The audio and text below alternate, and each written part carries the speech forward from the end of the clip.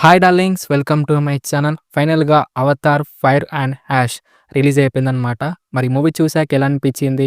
నచ్చిందా? నచ్చలేదా? అనేది డీటెయిల్‌గా అయితే మాట్లాడుకుందాం. ఓకేనా? దానికంటే ముందు ప్లీజ్ దయచేసి వీడియోని లైక్ చేయండి, షేర్ చేయండి, అలాగే సబ్స్క్రైబ్ అయితే చేసుకోండి. Let's start the video. Plot విషయానికొస్తే ఫైర్ అండ్ యాష్ మన కొత్త ట్రైబ్ వాళ్ళైతే వస్తారనమాట. మరి వాళ్ళతోటి ఎలా వార్ జరిగింది? లాస్ట్‌కి ఏం జరిగిందనేసి మూవీ ఒక ప్లాట్ అనమాట. చాలా చాలా సింపుల్‌గా అయితే ఉంటుంది. మరి ప్లస్ పాయింట్స్ ఏంది? మైనస్ పాయింట్స్ ఏందనేది మాట్లాడుకుందామా?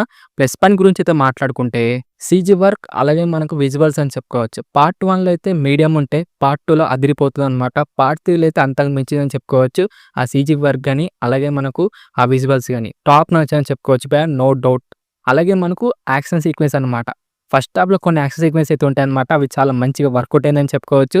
అండ్ సెకండ్ హాఫ్‌లో గూడా అండ్ క్లైమాక్స్ గూడా. యాక్షన్ సీక్వెన్స్ అనేది చాలా అంటే చాలా బాగున్నాయి భయ్య. అలాగే తెలుగు డబ్బింగ్ అనమాట. చాలా చాలా మంచిగా వర్కౌట్ అయిందని చెప్పుకోవచ్చు. అందరికి గూడా చాలా మంచిగా బెటర్‌గా అయితే డబ్బింగ్ అనేది చేశారు. తెలుగు డబ్బింగ్ అనేది నాకైతే నచ్చింది భయ్య. సిట్యుయేషన్ తగ్గట్టు కొన్ని కొన్ని కామెడీ సీన్స్ అనేవి వస్తుంటాయన్నమాట. అవి చాలా మంచిగా వర్కౌట్ అయిందని చెప్పుకోవచ్చు. అలాగే బ్యాక్‌గ్రౌండ్ స్కోర్ అనమాట. చాలా అంటే చాలా బాగుందన్నమాట బ్యాక్‌గ్రౌండ్ స్కోర్ అనేది. ఇది భయ్యా నాకైతే ప్లస్ పాయింట్స్ అయితే అనిపించినాయి. ఇప్పుడు మనం మైనస్ పాయింట్ గురించి అయితే మాట్లాడుకుందాం. ఈ మూవీలో పెద్ద మైనస్ పాయింట్ ఏంటిదంటే స్టోరీయే లేకపోవడం అనమాట. అసలు స్టోరీయే లేదు భయ్యా మూవీలో. సరే స్టోరీ లేకపోయినా కూడా ఇంట్రెస్టింగ్ స్క్రీన్ ప్లే అనేది ఉండాలనమాట. అంటే డ్రామా బాగుండాలి. ఇంట్రెస్టింగ్ స్క్రీన్ ప్లే అనేది ఉండాలి. ఈ 2 కూడా అస్సలు లేవని చెప్పుకోవచ్చు. చాలా అంటే చాలా లాగ్ అనమాట. పిచ్చా బోర్ కొట్టింది మూవీ చూస్తుంటే. ఈ పార్ట్ 3లో మన కొత్త తెగ వాళ్ళైతే వస్తారనమాట. అంటే ఫైర్ అని చెప్పుకోవచ్చు. ఏదో ఫైర్ ఏదో చూపెడతారనుకుంటాం గానీ లేదనమాట. అంత రొటీన్‌గా అయితే తీసుకెళ్లారు. మాకు పార్ట్ 1లో, పార్ట్ 2లో ఎలా ఉంటుందో, ఈ పార్ట్ 3లో కూడా మనకైతే అదే సేమ్ ప్యాటర్న్ అయితే తీసుకెళ్లారనిపించింది. కొత్తదనేది ఏం లేదు భయ్య. రన్ టైమ్ కూడా మనకైతే మైనస్ పాయింట్ అని చెప్పుకోవచ్చు భయ్య. 3 అవర్స్ 15 మినిట్స్ దాకా అయితే ఉంటుందన్నమాట. కొంచెం ట్రిమ్ చేయొచ్చు భయ్య. కొన్ని కొన్ని సోది సీన్స్ అనేది ట్రిమ్ చేసి చాలా మంచిగా కట్ చేయొచ్చు కానీ 3 అవర్స్ 15 మినిట్స్ దాకా అయితే ఉంటుందన్నమాట. అసలు నచ్చలేదు రన్ టైమ్ అనేది. అలాగే క్లైమాక్స్ అని చెప్పుకోవచ్చు భయ్య. పార్ట్ 2లో మనకు క్లైమాక్స్ అనేది చాలా చాలా హై అనేది ఇస్తది. కానీ పార్ట్ 3లో అసలు హై గాదు గదా! బొగ్గ ఏం లేదని చెప్పుకోవచ్చు పార్ట్ 3లో క్లైమాక్స్ అనేది. అసలు వర్కౌట్ కాలేదు క్లైమాక్స్ గూడా.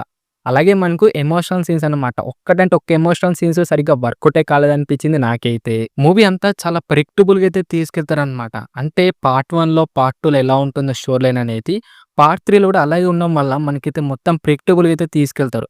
నెక్స్ట్ ఏం జరుగుతుందో మనకి 30 గెస్ చేయొచ్చనమాట. అలా ఉంటుంది ప్రతి సీన్ గూడా మనకైతే. ఇక ఓవరాల్‌గా ఎలా అనిపించిందిరా మూవీ? నచ్చిందా? నచ్చలేదా? అంటే నాకైతే నచ్చలేదు భయ్యా మూవీ. దీనికంటే మనకు పార్ట్ 2 ఇంకా చాలా బెటర్ అని చెప్పుకోవచ్చు నాకైతే.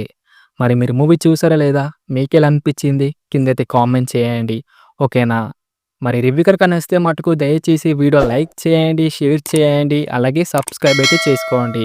ఓకేనా? నెక్స్ట్ వీడియోలో అయితే కలుసుకుందాం. By by darlings.